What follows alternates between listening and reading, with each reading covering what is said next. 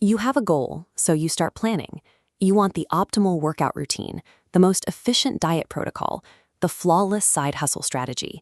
But that obsession with finding the perfect path, it is exactly why you're stuck.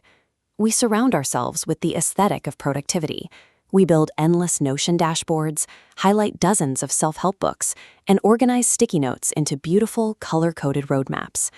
In Chapter 11 of Atomic Habits, James Clear pinpoints the exact mechanism driving this behavior. Your meticulously crafted plan is actively working against you. Real, lasting habits are not built through flawless design.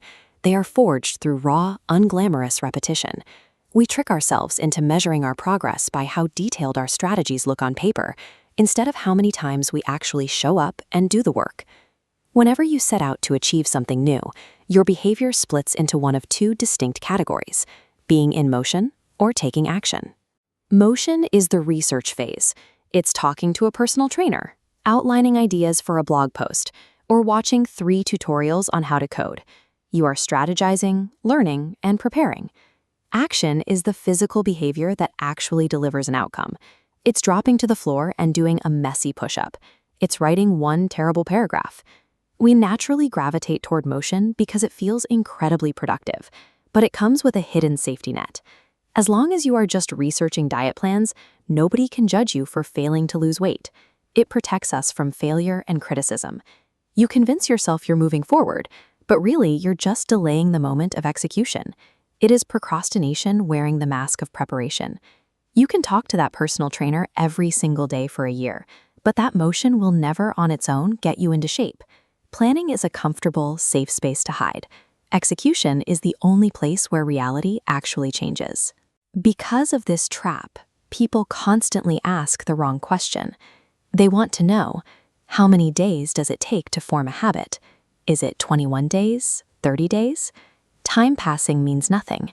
The only question that matters is, how many repetitions does it take? There is a neurological principle known as Hebb's law, which states simply, neurons that fire together wire together. Every single time you repeat an action, you activate a specific neural circuit. With each repetition, the cell-to-cell signaling improves, physically tightening those connections in your brain and making the behavior slightly easier the next time. This chart maps the process of automaticity. At point A, the behavior requires massive conscious effort, but as you stack successful attempts, friction drops.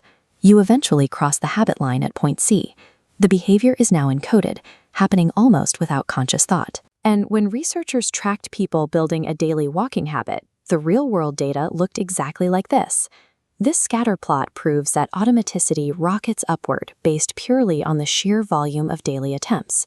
You could do something twice in 30 days, or you could do it 200 times. The calendar doesn't care.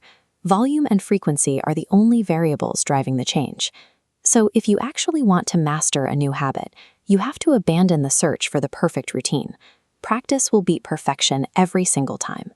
Your first step is to grant yourself permission to do a terrible job. A poorly written sentence or a messy 5-minute workout is infinitely more valuable than a flawless plan sitting in a notebook.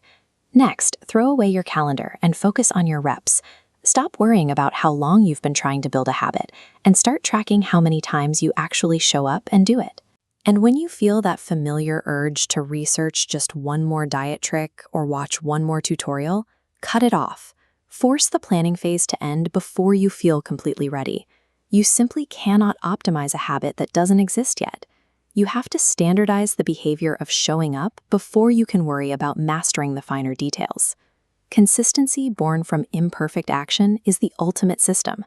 Find one habit you've been endlessly overthinking, close your notebook, and go execute it poorly.